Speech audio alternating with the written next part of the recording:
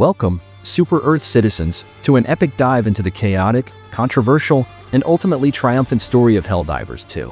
Today, we're unpacking the region-locked drama that shook the game's community, the ripple effects on other Sony titles like Stellar Blade, and the glorious news of its reversal for Helldivers 2 and God of War Ragnarok.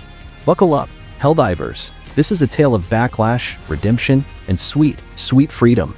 Helldivers 2, developed by Arrowhead Game Studios and published by Sony, launched in February 2024 to massive acclaim. This co-op, third-person shooter had players dropping into chaotic battlefields to defend Super Earth against Terminids, automatons, and later, the Illuminate.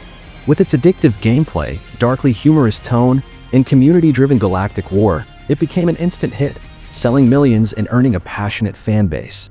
But beneath the surface of this democratic triumph, trouble was brewing, a controversy that would test the resolve of the Helldivers community and Arrowhead's reputation.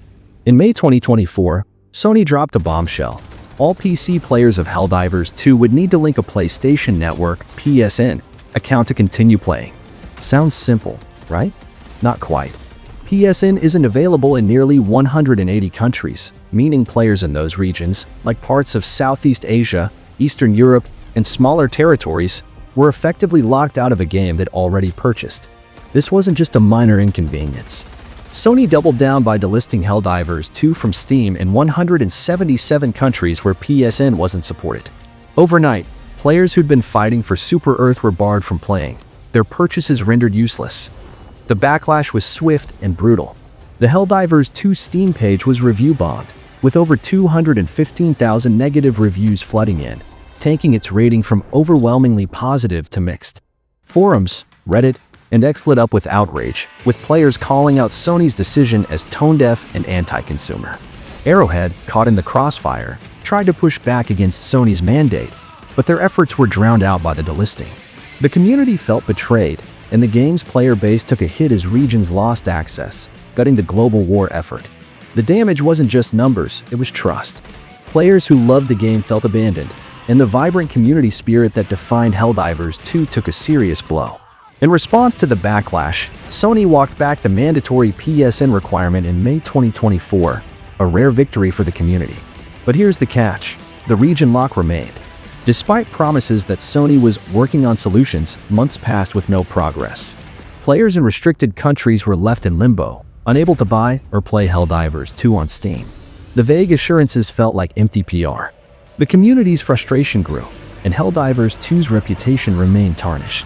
Many wondered if Sony would ever make good on their word, or if the game would stay inaccessible in huge swaths of the world.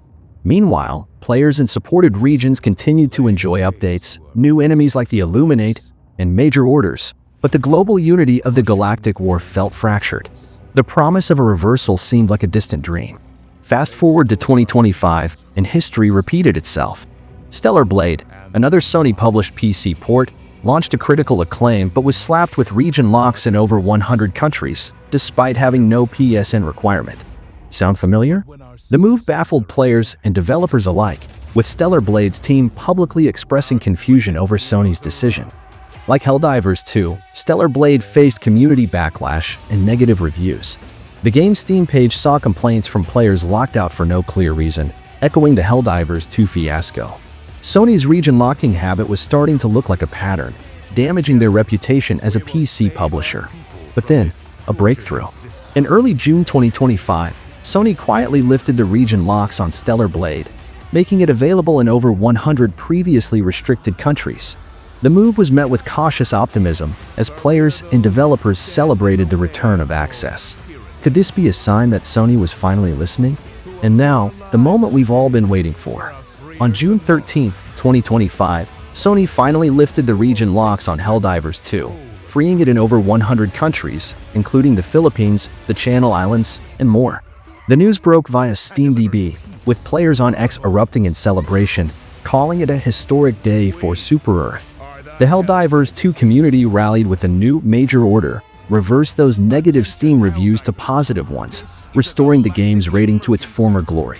While the review bump is still ongoing, the mood is electric. Players are diving back into the galactic war, united once more. But wait, there's more.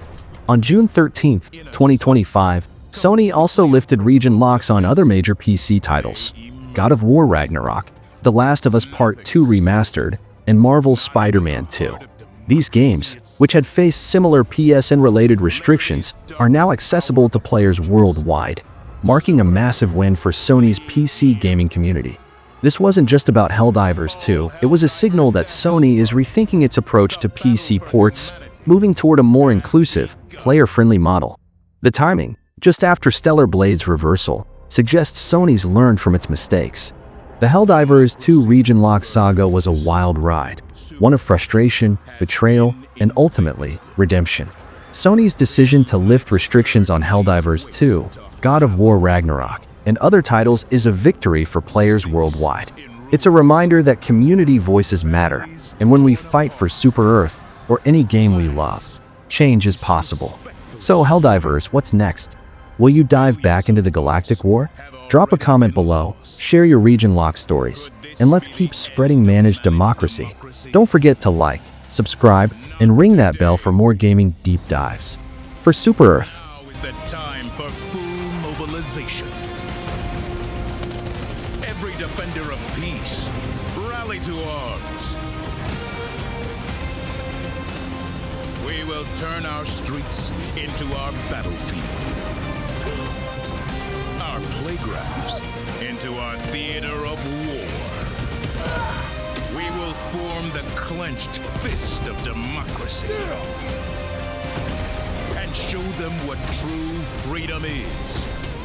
Disciplined, armed, and absolute.